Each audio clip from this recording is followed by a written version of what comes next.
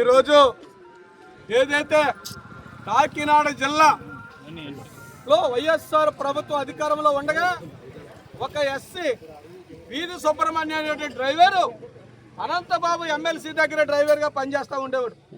అతను ఏదో చిన్న చిన్న ఈర్షభావంగా డ్రైవర్ అంత చక్కగా నిజాయితీగా వస్తూ ఉంటే చూసి వారవలేనటువంటి ఒక అహంకారంతో అనంతబాబు డ్రైవర్ మీద పగబెట్టుకుని ఈది సుబ్రహ్మణ్యాన్ని 2022 మే 19వ తారీఖున వారి ఇంటికాడ ఉన్నటువంటి డ్రైవర్ సుబ్రహ్మణ్యాన్ని తీసుకెళ్లి భయంకరమైన ప్రదేశంలో తన కుటుంబ సభ్యులు హత్య చేశారు.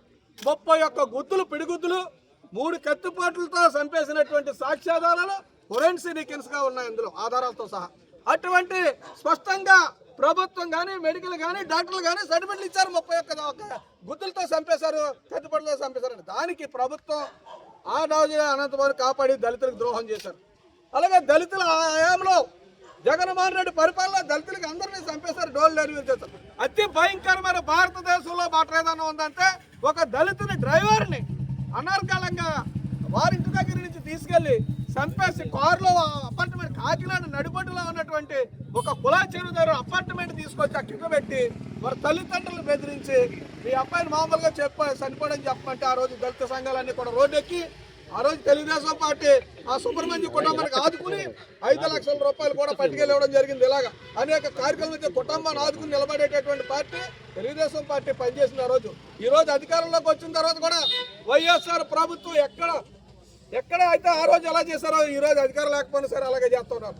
వీధి సుబ్రహ్మణ్యం తల్లిదండ్రులు భార్య ఎంత వీధులు పడేడుతుంటే మొన్న ఎమ్మెల్సీ భార్య ఇద్దరు ఉన్నారని చెప్పి రిపోర్టులో తెలియని సుప్రీంకోర్టు కూడా ఇచ్చింది. వారం రోజులు డిఎస్పీ బంగాళాకు రోజు వెళ్ళి ఆవిడ ఏమీ తెలియదు నేను మర్చిపోను, మీ పత్రికల్లో కూడా వచ్చింది, ఏమీ తెలియదు మర్చిపోను. సుబ్రహ్మణ్యాన్ని తీసుకెళ్ళింది ఎమ్మెల్సీ అనంతబాబు తన భార్య కారులో ఎక్కించుకుని వాళ్ళ ఇంటి దగ్గర తీసుకెళ్ళి నాకు ఏమీ తెలియదు మర్చిపోనంటే ప్రజలు నమ్ముతారండి. కనుక అనంతబాబు గారిని వెంటనే అరెస్ట్, తన భార్యని ఇద్దరిని అరెస్ట్ చేయకపోతే ఆంధ్రప్రదేశ్లో ఉన్నటువంటి ఎస్సీలందరూ కూడా దళితులందరూ కూడా కుల పార్టీలకు అతీతంగా కూడా రోడ్డు ఎక్కి వైఎస్ఆర్ ప్రభుత్వాన్ని తొంగలో తొక్కేదాకా కూడా పనిచేస్తామని చెప్పి తెలియజేసుకుంటూ కాకినాడ జిల్లా Telugu Desam party city TDP SSL అధ్యక్షులు అలాగే అంబడి చిన్న మేము మాజీ కార్పొరేటర్ ఎస్ఎస్ఎల్ అధ్యక్షుడు శ్రీకోటి అప్పలకొండ చిన్న రవి మొత్తం అందరూ ఆధ్వర్యంలో జగను చిట్టుబాబు అందరూ కూడా అలాగే రూరల్ సిటీ కార్యకర్తలందరూ కూడా కార్యక్రమం జరిగింది. అనంతబాబుని అరెస్ట్ చేసే వరకు భార్యాభర్తలు ఇద్దరు ఉద్యమం చేస్తాం, ఇది రాష్ట్ర వ్యాప్తంగా సంచలనంగా చేస్తామని చెప్పి తెలియజేసుకుంటూ తక్షణమే అనంతబాబుని తన భార్యని అరెస్ట్ చేయాలని దళితులందరూ పక్షాన డిమాండ్ చేస్తాం. జై భీమ్, అనంతబాబుని వెంటనే